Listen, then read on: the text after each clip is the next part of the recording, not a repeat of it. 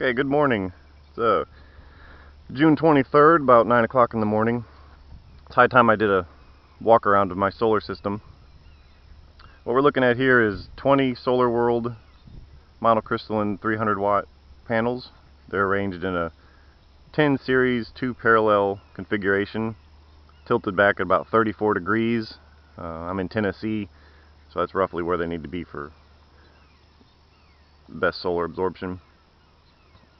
Got 6,000 watts worth of panel here, and that's all feeding into a Fronius grid-tied inverter, 6,000 watt inverter. On a nice sunny day, nice cool sunny day, I've seen this generate as much as 6,081 watts. From the Fronius inverter, it goes into a AC disconnect, just a circuit breaker. Then that goes down conduit, cross over to the house, and into the main breaker panel of the house. The main breaker panel is also where the grid comes in, and it's also where a 100 amp circuit breaker feeds a sub panel that I've got in the garage, and inside the garage is where I have the rest of my system. I don't really know what to call this system. I'm not grid tied. That is to say that I don't feed any solar energy back into the grid. However, I'm not off grid because I still do have a grid connection. With those circuit breakers, so from this 6,000 watt Fronius grid tied inverter, it goes into a little junction box, a three-way junction block, a little block of aluminum, three-way junction block, and from there it splits off two directions. One direction goes up into the house circuit breaker, and the other direction goes off to the garage. Yeah, it goes off to the garage. And in this way I can control where I get my power from, whether it's strictly from the system that I have in the garage or from the grid itself.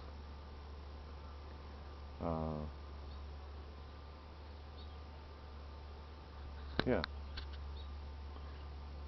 And so the way that would work is, if I wanted to be completely off grid, I would switch off the 200 amp service from the electrical connection, from the grid connection, and turn on my system that's in the garage, and then that would just backfeed through all the circuit breakers to power the house and the garage.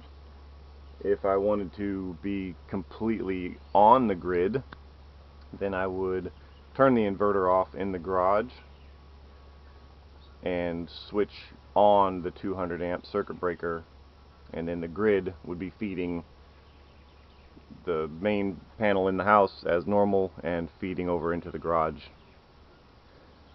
through the sub panel circuit breaker. If I wanted just the garage to be off grid, then I would have the 200 amp circuit breaker in the house on.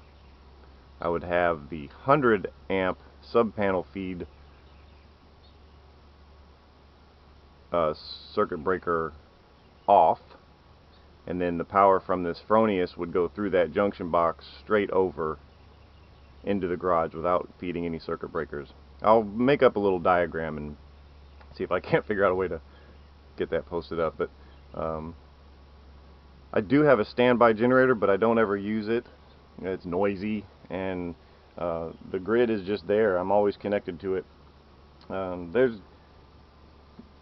I think the benefit of that is, if I ever have any major problems, like if any of my inverters go out, then I can always just connect to the grid. If a battery goes out, I can be connected to the grid. And if I just want to run off grid, if we've got a whole bunch of sunny days coming up, then I can do that too, but I've always got them as a backup. Tennessee doesn't provide any kind of incentives for feeding into the grid, and to be honest, I wouldn't want to do that anyway. I want as little of their involvement as I possibly can. They provide the service of electricity, and I pay them $35 a month for the privilege of having that service. Last May I was off grid most of the month, and I had a $44 electric bill. Of that, I was $8 worth of electricity, so you can see how they kind of get you with that. But that's, you know, that's okay, because they are a pretty reliable source of electricity, but so is the sun. If my batteries in the garage ever get low, instead of turning the generator on or having a grid tied charger for the batteries, I just turn the house on to the grid, have the garage off grid. The garage itself has very minimal power loads. Only the off-grid inverter that's in there is the only power load that there is. And so during the day the sun will charge up my batteries, so I don't use the grid at all. The house will use the grid, so the air conditioner and the water heater and anything like that would use the grid, but otherwise I don't use it. And let's see, we have a little smart car. You can see that's electric. I've got a little, they call it a charger. It's not a charger, it's a electrical vehicle support equipment. It's the little dealie that you plug into the, so I charge the car off of the house. Whether the house is grid tied or off grid, I charge the car off the house. And over on the garage I've got my truck.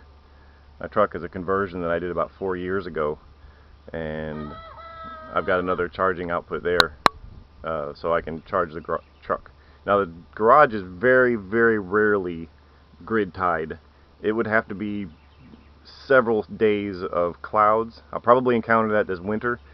It'd be several days of clouds, and my batteries are run down, and just the only reason I'd ever connect fully to the grid. But so most of the time the truck is charged by grid, by off grid, and so are all the tools and equipment in the garage. I've got welders, and I've got a little electric lawnmower that I can charge off of it. Alright, so that's the rundown of everything outside. Part 2 will be rundown of everything inside.